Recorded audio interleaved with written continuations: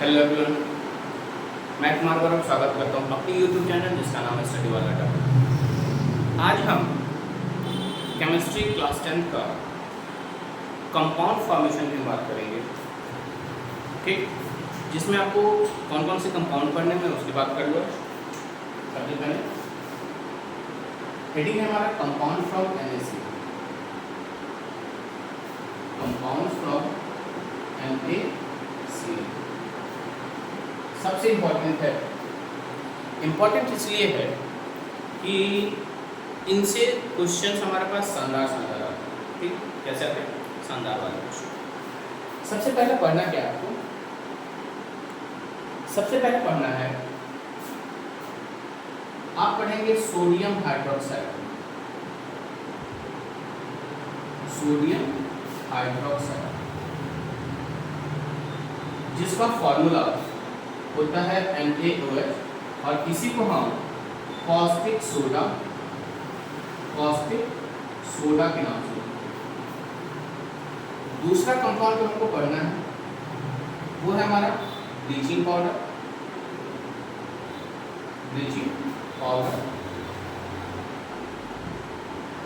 जिसका general formula calcium oxychloride और इसी को हम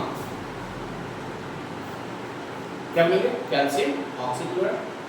तीसरा जो हमारा होगा वो होगा बेकिंग सोडा।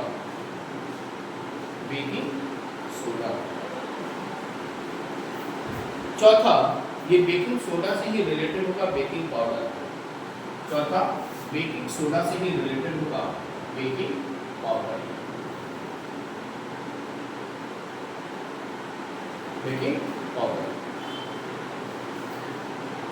ठीक है।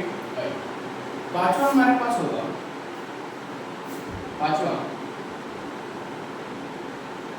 Plaster of Paris.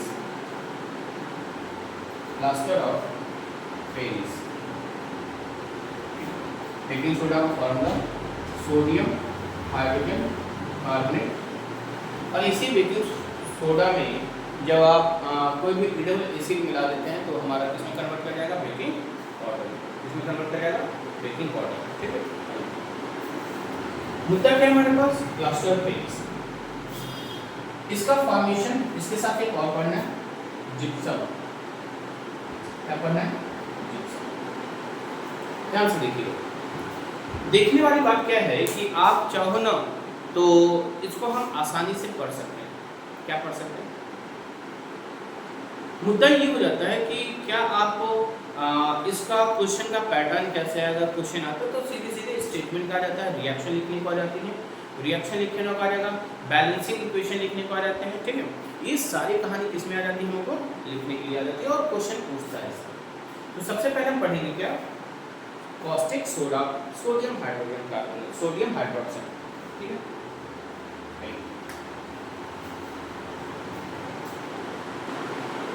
Sodium hydroxide.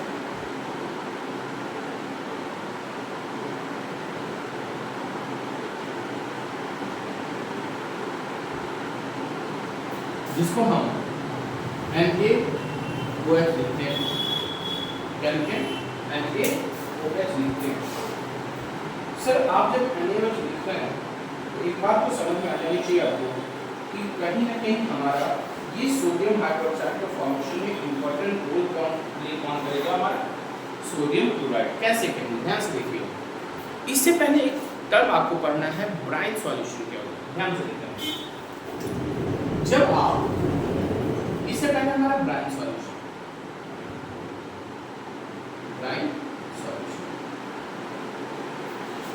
Solution बोलते हैं जब भी हम सोडियम क्लोराइड का एक्वस सॉल्यूशन बना लेंगे। Aqueous solution of sodium chloride, cold concentrated of aqueous cold concentrated of sodium chloride is called brine solution। मतलब कि अगर मैं बोलूं व्हाट इज ब्राइन सॉल्यूशन, आप बोलेंगे NaCl plus H2, या फिर आप बोल सकते हैं सोडियम क्लोराइड का aqueous solution of sodium chloride होता है ब्राइन सॉल्यूशन। लेकिन थोड़ी सी बात, अगर ब्राइन सॉल्यूशन आपको नहीं पता है, जब ब्राइन सॉल्यूशन आपको नहीं पता है तो सर आपके लिए थोड़ा आसान नहीं होगा। ठीक है, कैसे कहेंगे? कहता है सर इस ब्राइन सॉल्यूशन से when electricity pass through the brine solution, electricity is pass through the brine solution, electricity is pass through the brine solution. जब इलेक्ट्रिसिटी पास करेगा ब्राइन सॉल्यूशन से तो क्या बनाएगा? आपको मैं बता दूं, हमेशा याद होगा हम इसका एक्वा सॉल्यूशन बना रहे हैं, ये हमेशा इलेक्ट्रोलिसिस करेगा कि नहीं, क्योंकि इलेक्ट्रिसिटी पास कर रहा है तो इलेक्ट्रोलिसिस करेगा। इलेक्ट्रोलिसिस करेगा तो बात करना भी, इलेक्ट्रोलिसिस अगर आप डिकम्पोजिशन रिएक्शन में हमने आपको पढ़ाया है, जब आप एक्वा सॉल्यूशन आप लेते हैं, किसका आपने एक्वा सॉल्यूशन ले लिया? सोडियम क्लोराइड का। किसका ले लिया? सोडियम क्लोराइड का ले लिया। ये किसकी तरह बिहेव कर जाएगा? इलेक्ट्रोलाइट की तरह। किसकी तरह बिहेव करेगा? इलेक्ट्रोलाइट की तरह। ठीक, किसकी तरह बिहेव करेगा? इलेक्ट्रोलाइट की तरह। जब ये इलेक्ट्रोलाइट की तरह बिहेव करेगा और आप इसमें दो रॉड मिला देंगे, दो रॉड डिप कर देंगे, एक पॉजिटिव होगा दूसरा नेगेटिव, और इसको जब आप पॉजिटिव और नेगेटिव टर्मिनल से जोड़ देंगे, पॉजिटिव और नेगेटिव टर्मिनल से जोड़ देंगे, तो एक हमारा कैथोड कहला जाएगा, एक हमारा कैथोड कहला जाएगा, एक हमारा एनोड कहला जाएगा। एक कौन सा? कैथोड, दूसरा हमारा एनोड। मतलब जो पॉजिटिव टर्मिनल होगा उसको आप एनोड बोल देंगे, और जो नेगेटिव टर्मिनल होगा वो हम उसको बोल देंगे कैथोड बोल देंगे। ठीक है, सर एनोड बोल देंगे। ठीक है, negative positive terminal anode, negative terminal. अब आज ध्यान से देखिए, इससे जब करंट पास हुआ यहाँ पे आएगा, टूटेगा। कौन टूटेगा? वही अपने अपने कॉन्स्टिट्यूएंट आयन में टूटेंगे, Na+Cl-। इसमें टूटेगा Na+ और Cl- में, और वाटर किसमें टूटेगा? H+ और OH-। क्योंकि आपको पता है जब आप एक्वा सॉल्यूशन सीधा, अगर सपोज कीजिए सिर्फ हम H2 मिला दिए होते तो क्या ये हमको H+ और OH- दे देगा? क्योंकि आपको पता है कि electrolytic decomposition reaction are those reaction in which single reactant breaks down into 2 और मोर प्रोडक्ट, राइट? तो अब सोचने वाली बात है कि सर इसमें अपने अपने आयंस में जिस आयन से मिलकर बना है उसी आयंस में टूट जाएगा, उसी आयंस में टूट जाएगा। वैसे को क्या बोलेंगे सर? हम क्या बोलेंगे? Electrolytic decomposition reaction. और अपने आप में आयन से टूट गया भाई, जिस आयन से मिलकर बना था उसमें टूट गया भाई। सोडियम क्लोराइड भी जो है वो भी अपने अपने आयन में टूटेगा, Na+ और Cl-। Am I right or wrong? सही बात। आइए, जब ये मिला कंडीशन क्या होगी देखना, ये जो है तुरंत किसकी तरफ भागेगा सर? नेगेटिव की तरफ। और ये किसकी तरफ भागेगा? पॉजिटिव की तरफ भाग गया। ये तो नेगेटिव वाला है पॉजिटिव टर्मिनल की तरफ, ये पॉजिटिव आयन है नेगेटिव की तरफ। अब बन क्या गया? यहाँ से दोनों मिलेंगे, क्योंकि इन दोनों को भागने का कोई चांस नहीं है, बना देगा Na+।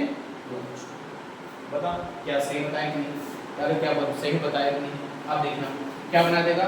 NaOH। बताना भाई, कैथोड पे कौन सा गैस निकल के आ गया? कैथोड नेगेटिव टर्मिनल, इस पे कौन सी गैस आ गई? पॉजिटिव।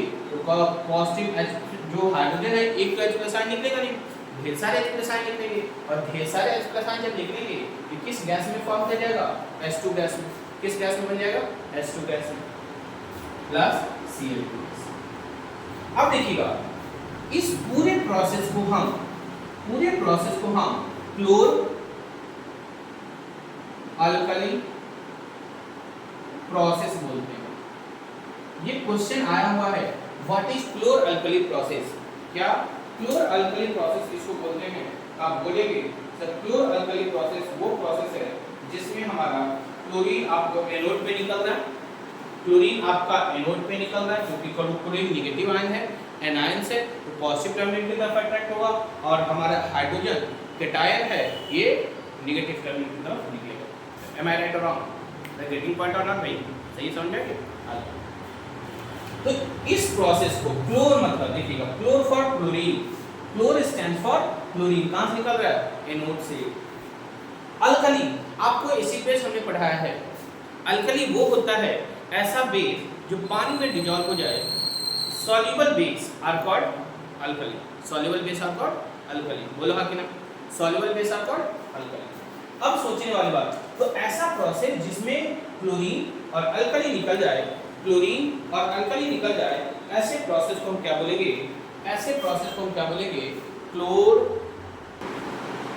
अल्कली प्रोसेस, क्या बोलेंगे, क्लोर अल्कली प्रोसेस।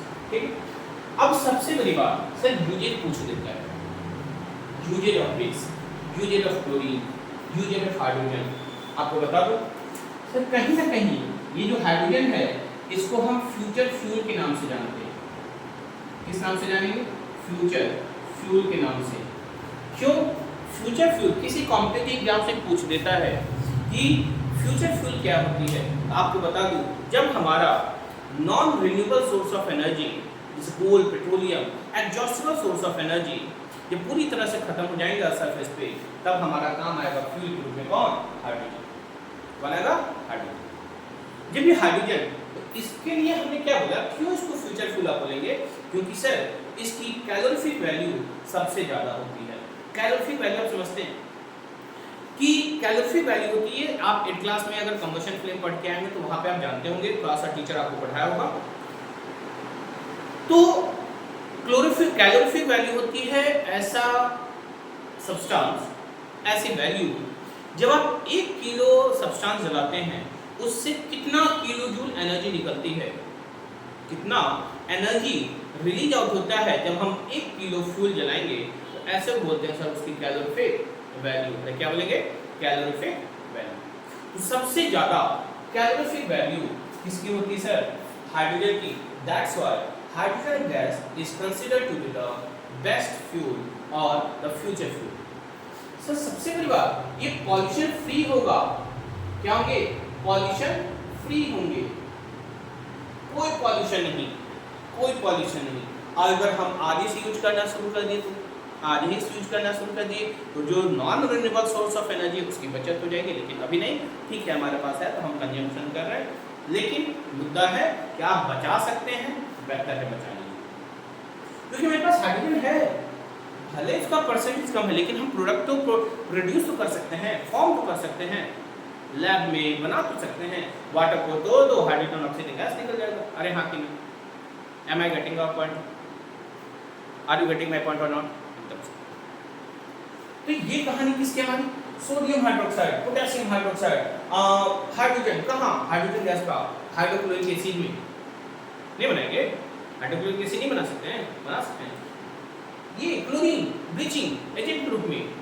अभी हम बात करेंगे जब कैल्शियम हाइड्रोक्साइड से क्लोरीन गैस पास करा दो, ब्लीचिंग पाउडर बन जाती है। This is the bleaching agent, disinfecting agent कहते हैं। आप स्विमिंग पूल में गए होंगे, आप वाटर पार्क जाते हैं, वाटर पार्क में आप कभी उसका पानी नहीं पी सकते, क्योंकि वो क्लोरीनेटेड वाटर होता है, क्लोरीन गैस पास कराई जाती है उस वाटर से। कौन सी गैस, क्लोरीन गैस पास कराई जाती है।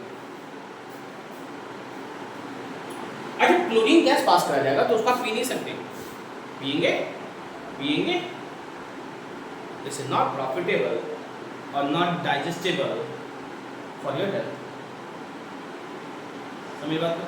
तो आप लोग गट जो जहां का पानी मिलता पी लेते हैं ना प्यास लगने पे, नहीं, स्विमिंग पूल और वाटर पार्क में पानी रखे हैं वो कभी आप नहीं पिएंगे। रीजन, इस क्लोरीन गैस का हम यूज करते हैं बैक्टीरिया को किल करने के लिए, हार्मफुल बैक्टीरिया को किल करने के लिए, कि अगर आप जाएं तो आपको इचिंग ना हो, आपको एलर्जी ना हो, उस एलर्जी से बचाने के लिए हम क्लोरीन गैस को समझ में रखते हैं। अरे हाँ, तो ये आपको ऐसे सवाल करके देंगे। एक गैस है, चलो इसका एक क्वेश्चन भी बता दो, क्वेश्चन बता दो, देखना। एक कंपाउंड एक्स है,